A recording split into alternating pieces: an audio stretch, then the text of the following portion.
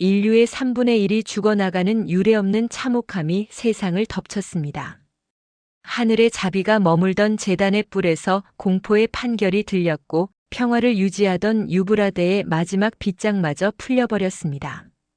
입에서는 불과 유황을 뿜어내고 꼬리에는 사람을 홀리는 머리가 달린 기괴한 마병대가 온 세상을 유린했지만 이 거대한 타격 끝에 요한이 목격한 가장 소름 돋는 진실은 따로 있었습니다. 그것은 재앙의 규모가 아니었습니다. 바로 인간의 완고함이었습니다. 인류는 죽음의 문턱에 서서도 잘못했습니다라는 말 대신 차라리 이대로 파멸하겠습니다라고 외치는 듯 보입니다. 그들은 왜 자신들을 죽이러 온 우상 앞에 끝내 무릎을 꿇고 있는 것일까요? 여섯째 나팔이 울리고 피할 수 없는 두 번째 화가 지나간 자리, 재앙보다 더 지독하게 바뀌지 않는 인간의 민낯과 그 속에서도 끝까지 포기하지 않으시는 하나님의 인내를 오늘 함께 마주해 보겠습니다. 여섯째 천사가 나팔을 불자 음성이 들려옵니다. 그 출처는 하나님 앞 금제단입니다. 이곳은 성도들의 기도가 향연이 되어 하나님께 상달되던 자리입니다. 성도들의 기도를 받던 이 제단은 이제 그 기도에 대한 판결을 내리는 자리가 되었습니다. 심판은 하나님의 우발적인 분노가 아닙니다. 성도의 기도에 대한 하나님의 응답입니다. 주목할 점은 이 음성이 제단의 중심이 아니라 경계에 있는 네 뿔 사이에서 들렸다는 사실입니다. 구약 성경에서 제단의 뿔은 가장 절박한 자들의 마지막 손잡이였습니다. 죽을 죄를 지은 죄인이라도 성소로 달려가 이 뿔을 붙잡으면 판결이 내리기 전까지 그 누구도 그를 해칠 수 없었습니다. 또한 제사장이 희생 제물의 피를 발라 죄 용서를 확정하던 생명의 자리이기도 했습니다. 하나님의 자비와 인내가 머물던 가장 끝자락, 거기가 바로 제단의 뿔입니다. 하지만 오늘 본문에서 그 뿔은 심판의 발원지가 됩니다. 죄인을 보호하던 자비의 손잡이였으나 이제는 공의를 집행하기로 결정되었음을 알리는 확성기가 됩니다. 하나님의 오래 참으심에도 분명한 선이 있습니다. 이제 자비의 경계를 넘어선 집행의 단계가 시작되었습니다. 제단의 음성은 심판의 시작점으로 큰 강 유브라데를 지목합니다.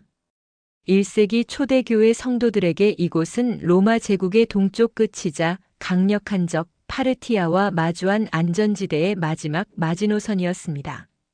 세상 사람들은 로마의 강력한 군사력과 외교력이 이 국경을 지키고 있다고 믿었습니다. 하지만 14절은 그 상식을 뒤엎는 진실을 폭로합니다.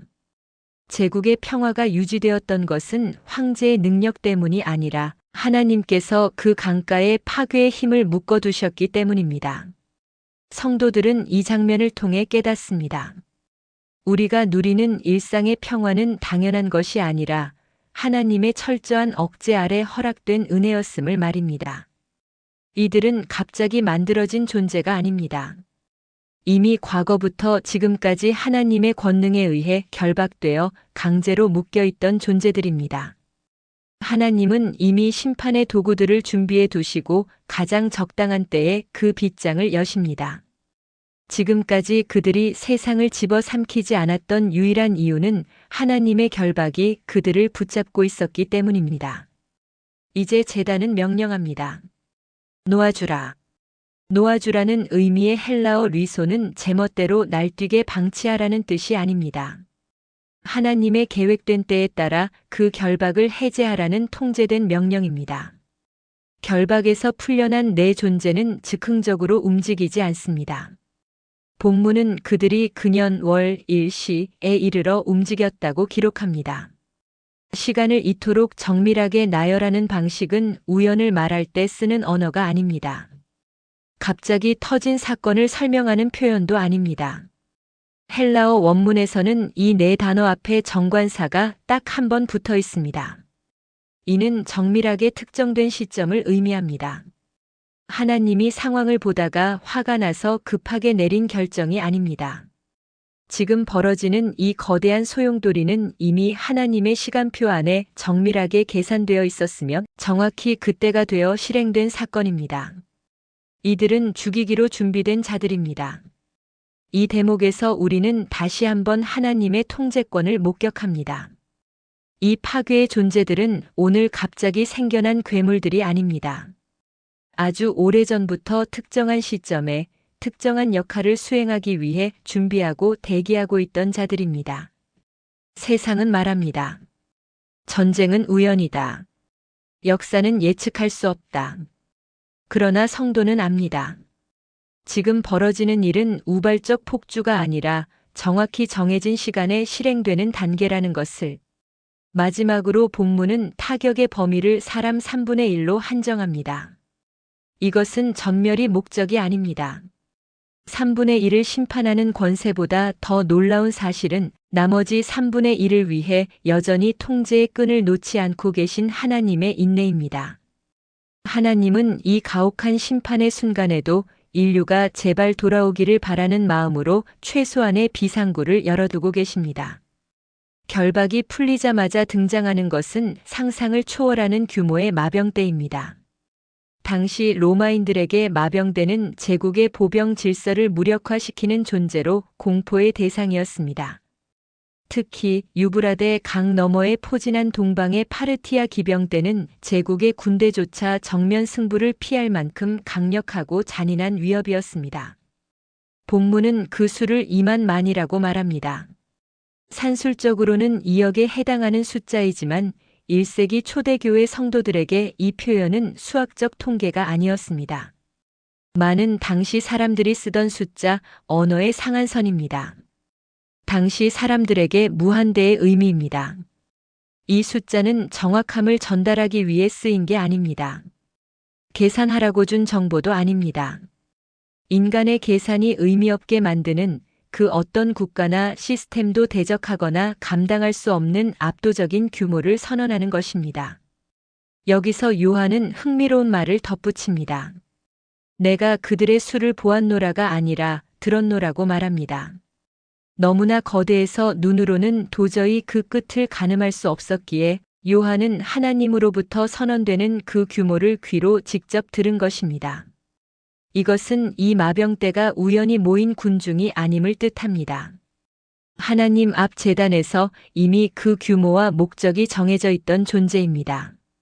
눈으로는 끝이 보이지 않아 절망스럽지만 그 숫자를 하늘로부터 들었다는 것은 이 거대한 군대조차 하나님의 계산과 통제 아래 있음을 뜻합니다. 요한은 이제 이 압도적인 군대의 기괴한 위용을 목격합니다. 가장 먼저 눈에 띄는 것은 그들이 입은 호심경, 즉 가슴 보호구입니다.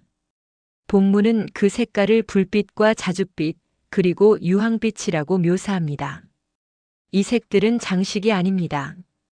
이 군대는 보호를 위해 무장한 것이 아니라 파괴의 성질을 그대로 두른 상태입니다.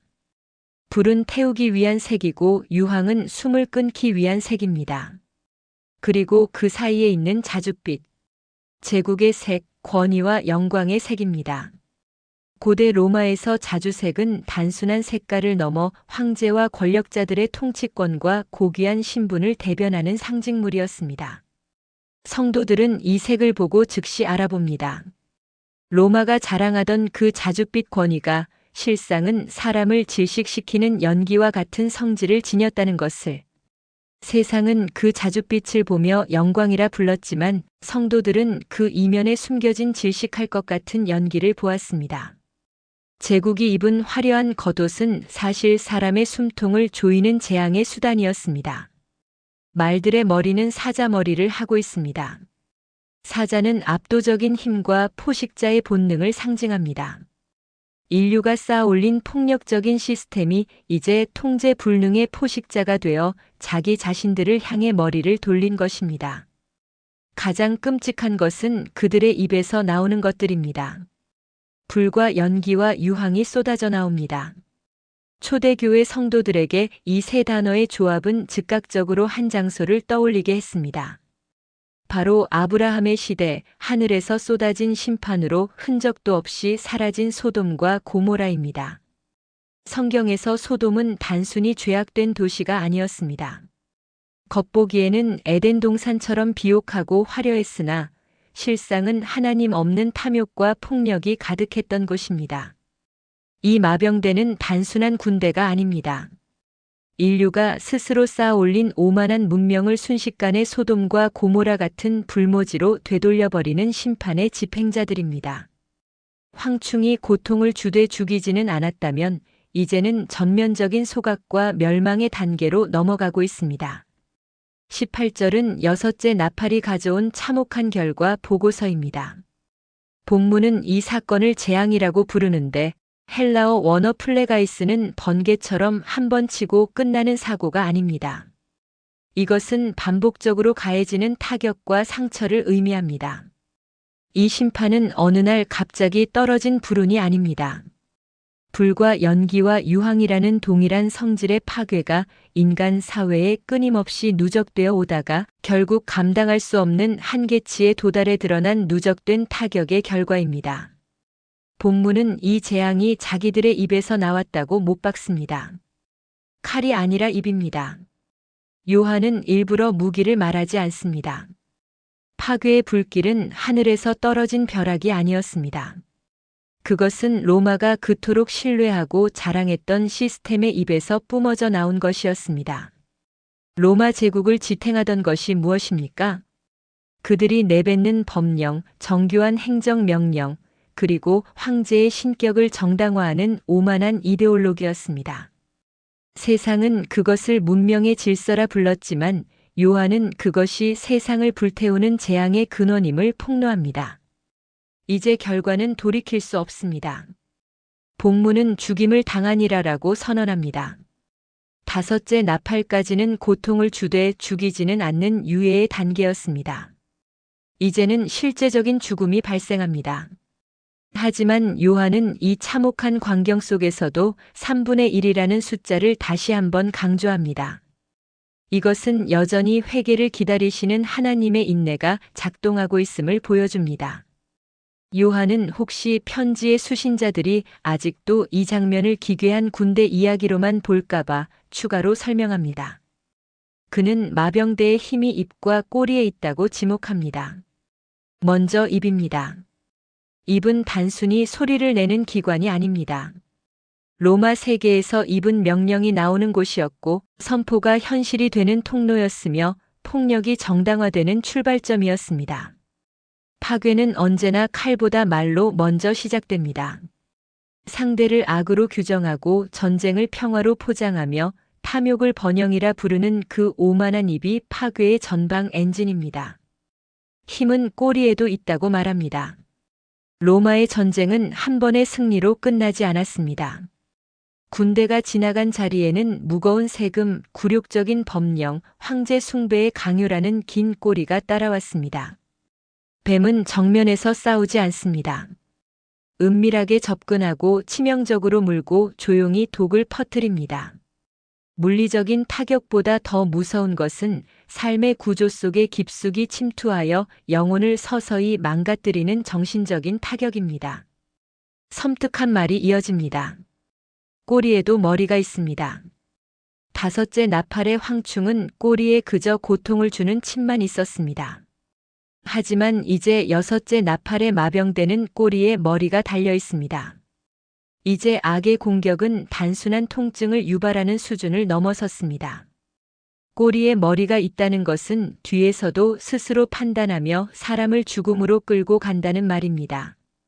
악은 점점 더 체계화되고 문명의 구조 속에 자신을 조직화했습니다. 성도들은 안타까운 마음으로 이 광경을 지켜봅니다.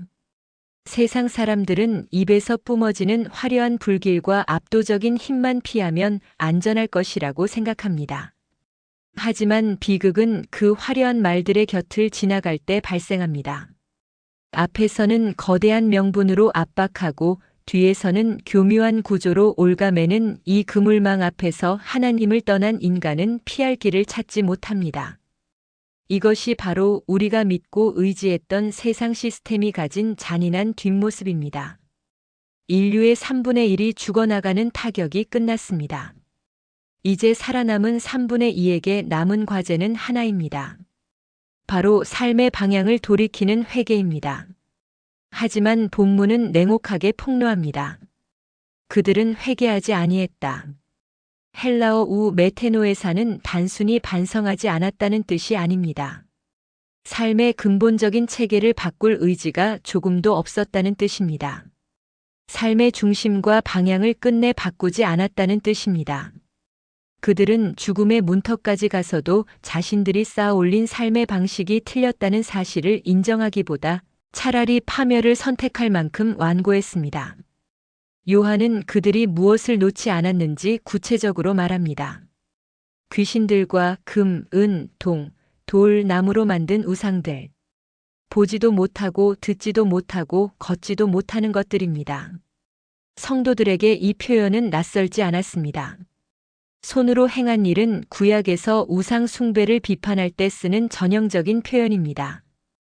그들은 여전히 손으로 행한 일에 매달립니다. 인간이 만들고 인간이 유지하고 인간이 의지하는 시스템. 그들은 하나님을 버린 게 아니라 자기 손으로 만든 세계를 끝까지 붙들었습니다. 그들은 재앙을 겪으면서도 자신들이 만든 경제체제, 자신들이 구축한 권력구조, 자신들의 욕망이 투영된 우상들이 자신들을 지켜줄 것이라 믿습니다. 보지도 듣지도 다니지도 못하는 금과 은 우상. 그것은 아무런 생명력도 없는 껍데기일 뿐입니다.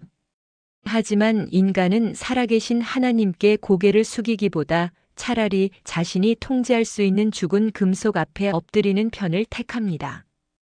우상 뒤에 숨어있는 귀신, 즉 탐욕과 지배의 영적 이데올로기가 그들의 눈을 완전히 멀게 만들었기 때문입니다. 사람들이 우상을 숭배하는 것은 단순히 나무 토막 앞에 절하는 행위가 아닙니다. 그것은 사실 자신들을 파괴하러 올라온 무적행의 가치관에 스스로를 제물로 바치는 영적 종속 상태입니다. 본문은 그들이 귀신과 우상에게 절한다고 말합니다. 이 말은 1절에서 열렸던 무적행의 질서, 곧 아바돈이 지배하는 파괴의 방식에 인류가 스스로 들어가 버렸다는 비극을 말하는 것입니다. 그들은 자신을 죽이러 온 힘을 오히려 삶의 기준으로 삼으며 파멸로 걸어 들어갑니다. 21절은 그들이 끝까지 포기하지 못한 우상의 열매를 나열합니다. 살인과 복술, 음행과 도둑질입니다. 이것은 무작위 목록이 아닙니다. 폭력으로 지배하고 주술로 통제하려 하고 관계를 왜곡하고 끝없이 더 가지려는 살. 제국이 앓고 있던 병이자 인간 욕망이 반복해온 익숙한 패턴입니다. 인류는 거대한 재앙 앞에서도 이 제국적 삶의 방식을 놓지 않았습니다. 재앙은 그들을 변화시키지 못했습니다. 오히려 그들은 고통스러울수록 더 지독하게 자신들의 탐욕 속으로 숨어들었습니다. 특히 복술, 즉 헬라어 파르마케이아는 현대의 우리에게 더 섬뜩한 메시지를 줍니다. 이 단어는 단순한 주술이 아닙니다.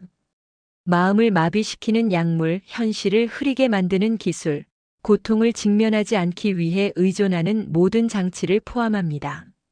사람들은 재앙의 공포와 진실을 마주하기보다 약물과 쾌락 혹은 자극적인 이데올로기라는 독약에 의존하여 회피를 선택합니다.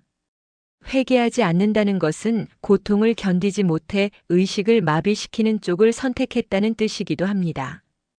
여섯째 나팔은 세상을 멸망시키는 것이 목적이 아니었습니다. 재앙 한가운데서도 끝까지 돌아서지 않는 인간의 완고함을 있는 그대로 드러냈을 뿐입니다. 그럼에도 불구하고 하나님은 침묵하지 않으십니다. 작은 책을 들고 다시 요한 앞에 서십니다. 다음 영상에서는 요한계시록 10장 작은 책과 다시 주어진 말씀을 살펴봅니다. 다음 영상에서 이어가겠습니다.